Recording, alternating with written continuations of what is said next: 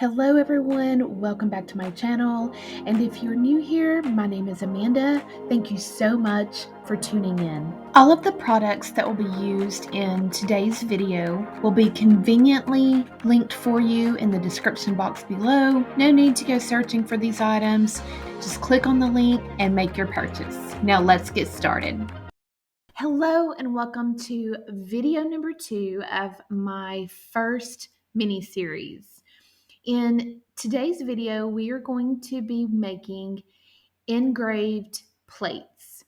Now, before you click off the video, because you do not have a laser engraver, stay with me because there are a couple of other options that I'm going to share with you that can make this process possible even if you do not have a laser. So first of all, we purchased these plates from the Dollar Tree.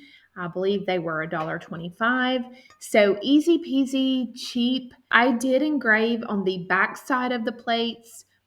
So you can eat on them because it's not touching any of the engraved part because it is on the outside back of the plate. But they're really cute for just decorative purposes as well. And since they're really cheap, you could get a bunch of them and decorate. We use them as like chargers for our paper plates when we're just wanting to do paper plates. They work really well to put under your paper plate for stability and heat resistance on the table. So pretty quick and fun project to make.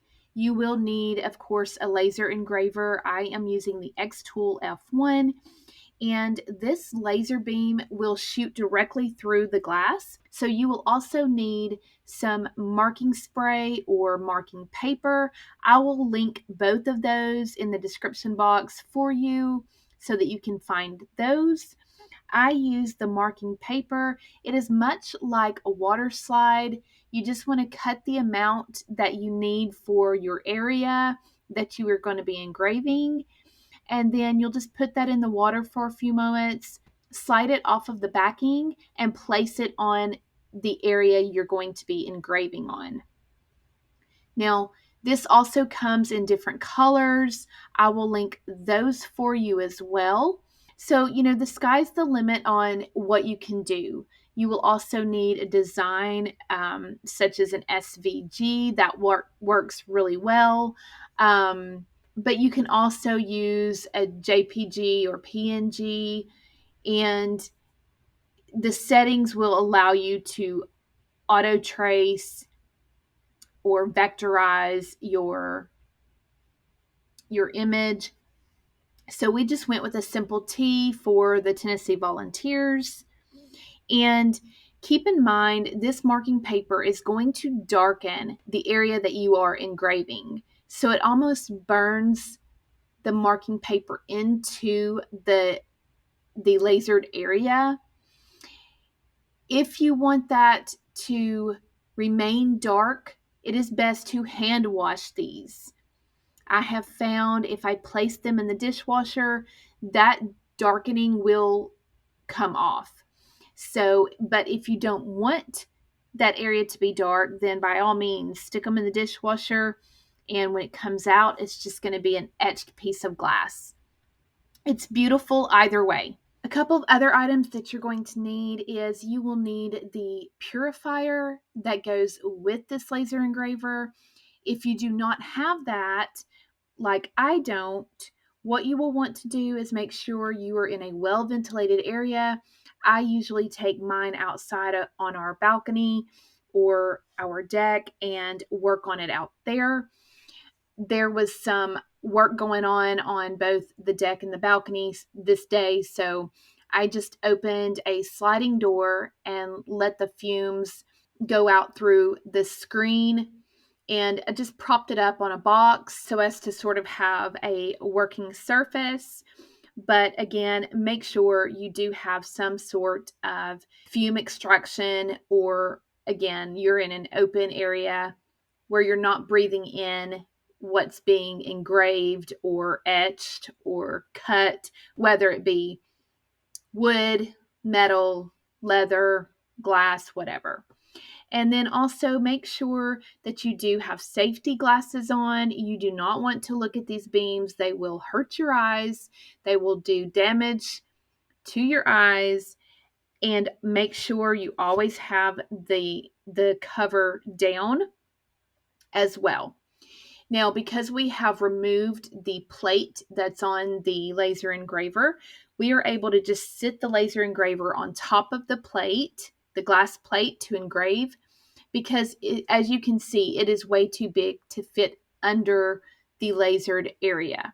But if you just remove that metal plate that comes with the laser engraver, then you can just sit it on top of whatever you're going to be lasering.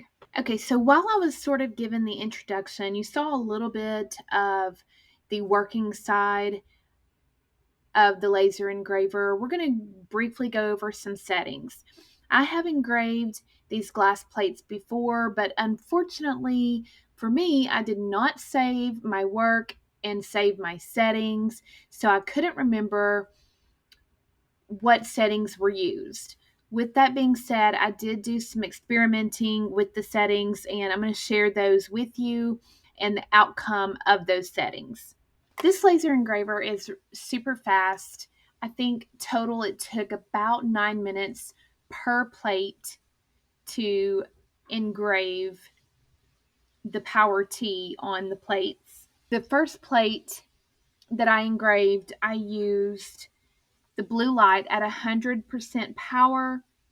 I used a 50 speed, and I believe it was 310 lines per centimeter. That was the highest I think that the lines per centimeter would go. And that was the one that almost like actually embedded some of the glass. I mean, it was like thin shards of glass. So it was too much. The second plate that I did a blue light 100% power, 70 speed, and 260 lines per centimeter. For that one, it was okay. It still was a little bit too much for my liking, and it was a little bit too deep into the glass.